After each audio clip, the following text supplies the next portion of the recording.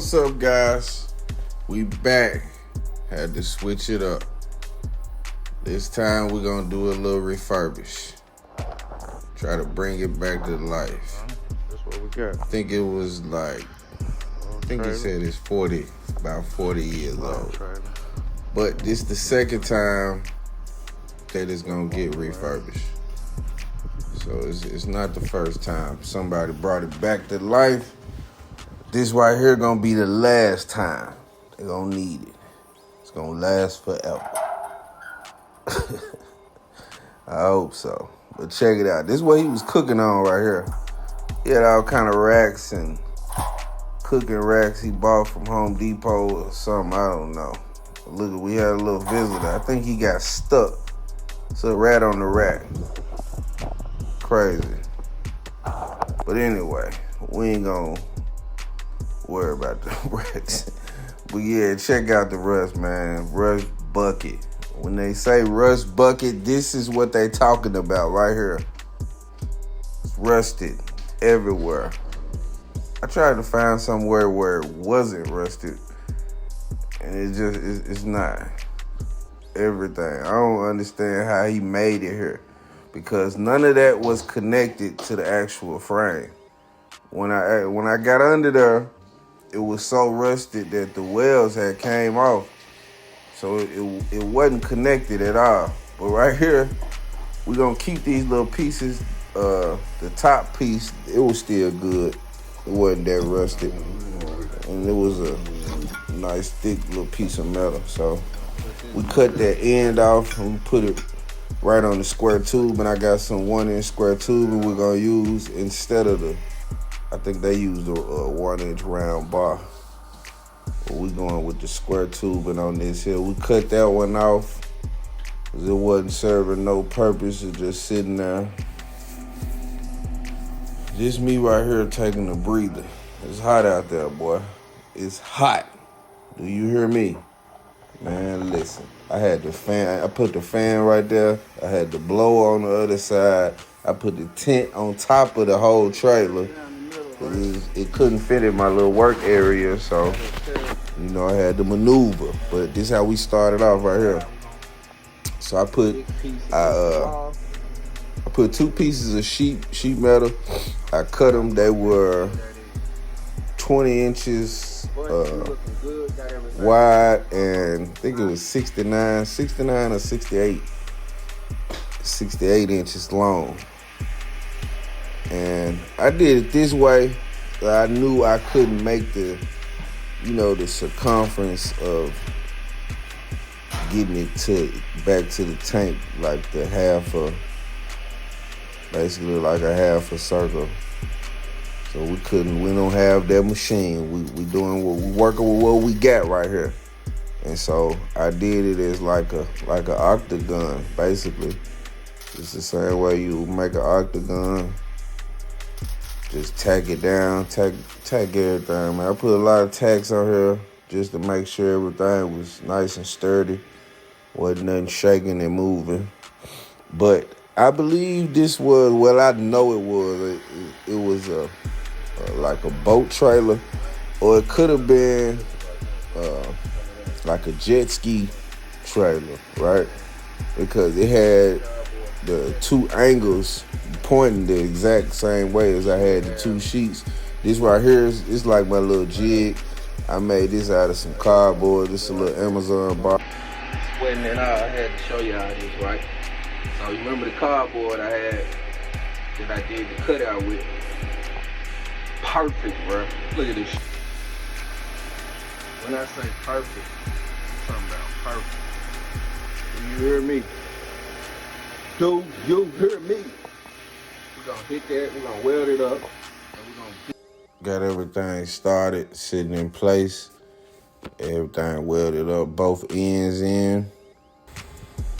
Put some good welds down, but what we're gonna do, we're gonna double it up, right? So we're gonna make 2 layers. So this will be like basically where the fire is gonna be at. So I made these 10 inches. It's like they 10 or 8, one of them.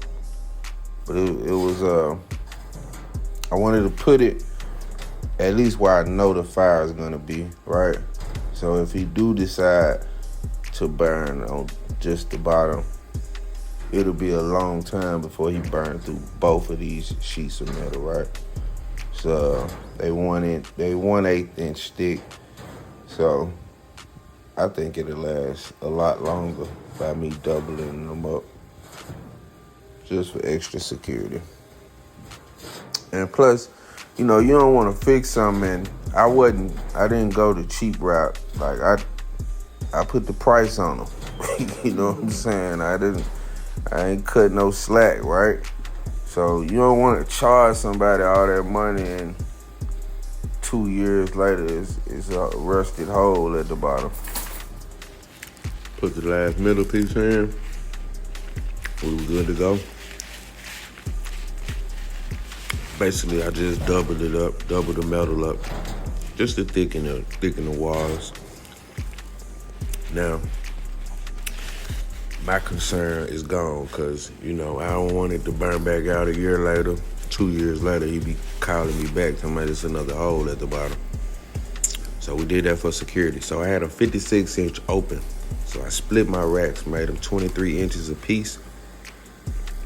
23 inches wide racks is definitely a wide rack.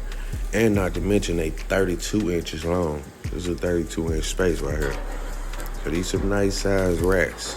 Way bigger than racks on my barrel. But I felt that I wanted to use the 1-inch square tubing for the racks.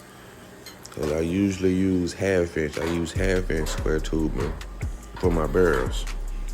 We had to up it a little bit. A lot more security with those 1-inch. They can take a lot of damage. I think some people be pulling their racks out and just throwing them on the ground. There's a lot of people call me, man, my rack broke. Something happened to my rack. There ain't no way nothing happened to that rack. You been slanging that thing, throwing it to the ground, boom. Trying to get the ashes out for the next cook. You just throw the rack on the ground. But anyway, it's all good. We got the racks, everything fit. It's a nice size. I'm gonna blind you right here. Trigger warning. Watch your eyes. When that hood drop, all the bullshit stop. I put a nice handle on those racks, baby, and I don't care how heavy they are. Can we put 2 middle pieces so they won't bend down? Because there's something about those racks over time. After you put a lot of food on them, they tend to bend and kind of warp down a little bit. So you got to put a brace on the bottom and the backside just to lock them in. Make sure they'll stay right there forever. This was the hardest part. I had to grind it, sand it, wash it, and then grind it again. Even after I washed it, this dust right here was still coming up. So I did my best, and I ain't finna be out here all day grinding this thing. I grinded it. I got down to some of the bare metal. There was a lot of dust and undercoat paint or something. I don't know. It was like dirt, rust mixed together. Shit was nasty. But we got it cleaned up to my liking. And once I sprayed it, the first spray was good, but it was a little light. You know what I'm saying? So I let it dry, came back, hit it with a second coat.